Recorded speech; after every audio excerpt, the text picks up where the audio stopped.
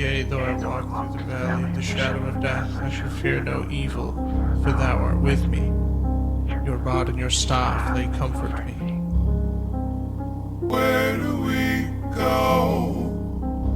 I feel like I lost my way, and everything that's sitting here in front of me is just an echo of an old past of memories. There's nothing to hold on to, nothing to gravitate toward. I feel like my anchor is down, but I'm trapped somewhere. Trapped somewhere, I'm lost at sea with everything behind me and everything around me, but nothing around me. I don't know what to do or where to go. I feel a pack of wolves behind me. Maybe it's in front of me, I don't know. I'm losing track of time as I keep my mind on this danger. Somebody help me, I feel like I may have lost the ways. This forest that I've found has released the beast in me, and I don't know how to cage it. I don't know how to keep it tame like it used to be. Go back to the way things were before this beast took over. Before this adrenaline kicked in and everything I loved just turned to scent. Lost a few friends, I've lost a few lovers, I've lost a few things in the past. I can't remember. There are things that I regret and things that I just suffer with, but I keep running past everything because I don't know what to deal with. I'm just wandering as I wander. I'm wandering as I wander. I'm wandering as I wander. I'm wandering as I wander. Wandering as I wander. Everything just feels like another day. Everything just feels like another dream. I can't wait until I give up this life. Set my soul free and be with the Holy Spirit. Set the soul free and be with the Holy Spirit. I feel lost in these woods and I can't remember why. I feel lost in these pillars of time. I don't know if I'm the beast or if I'm the one I think of in my mind's eye. But I feel like it's coming past that time that I realize no matter where I go, no matter what I do, you're always there. You're always there beside me. Father God.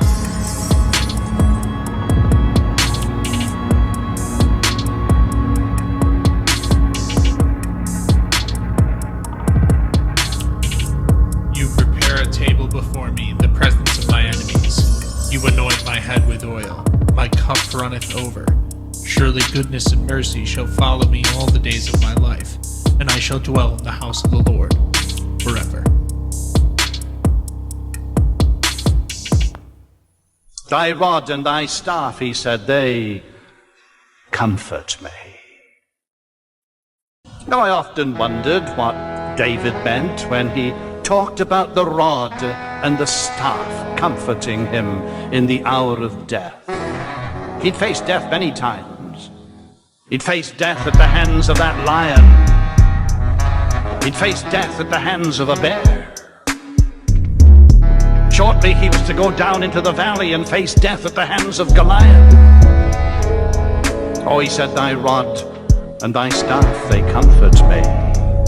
I thought to myself, however does a rod and a staff comfort somebody in the hour of death? Thy rod and thy staff, they comfort me. Well, what does he mean when he talks about thy rod and thy staff, they comfort me? Well, you see, he's talking about his death, isn't he? And his mind has gone back to the Exodus. The great Exodus. He's thinking of his Exodus, and he's thinking also of the Exodus of the children of Israel. And you remember how they came to the Red Sea. And what does Moses have in his hand? He has a rod and a staff. That rod, he waved with the rod, and the waters parted, and the children of Israel, 3 or 4 million of them, marched past him. He stood there with the rod and the staff in his one hand and in his other, and the staff said, you're a pilgrim people, you're only passing through. The rod was there for the enemy. when the very last one was safely on the other side, he took that rod and dealt with the enemy. Oh, says David, thy rod and thy staff, they comfort me. The secret of a happy life, the secret of a happy death, the secret of a happy eternity. Yea, he says, though I walk through the valley of the shadow of death, I'll fear no evil, for thou art with me, thy rod, thy staff, they comfort me. Surely goodness and mercy shall follow me all the days of my life. Everywhere we go, goodness and mercy. Everywhere we go. Then he says, I shall dwell in the house of the Lord forever. Oh, just think of that. I shall dwell in the Lord for 1,000 years. Oh, dear me, no, it doesn't say that, does it? I shall dwell in the Lord for 1,000,000 years. Oh, you'd just be getting your harp in tune by then.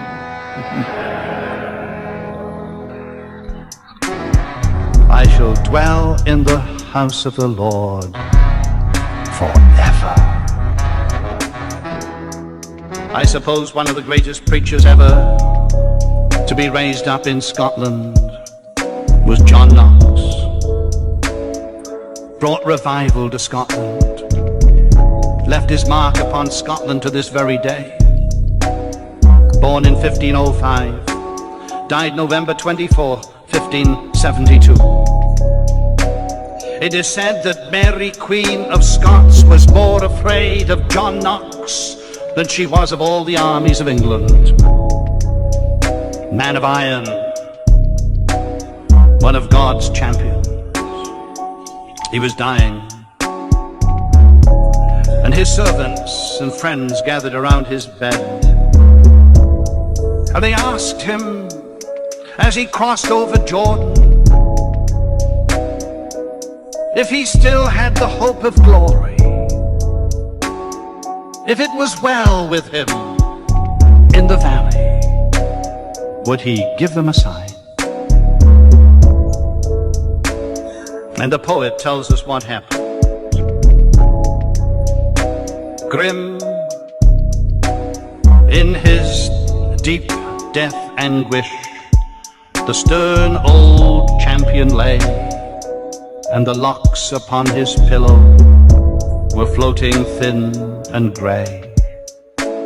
And visionless and voiceless, with quick and labored breath, he waited for his exit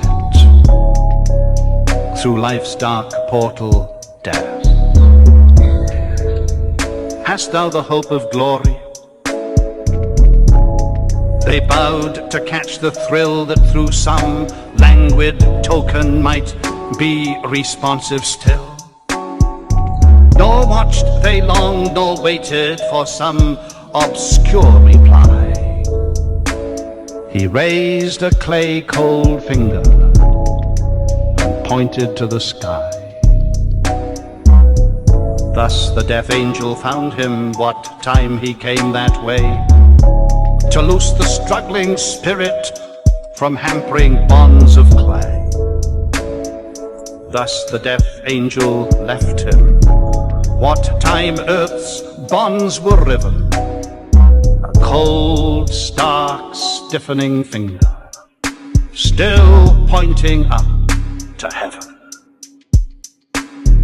A happy eternity. Every so often, your friends wish you a happy new year. The Holy Spirit wishes you a happy eternity.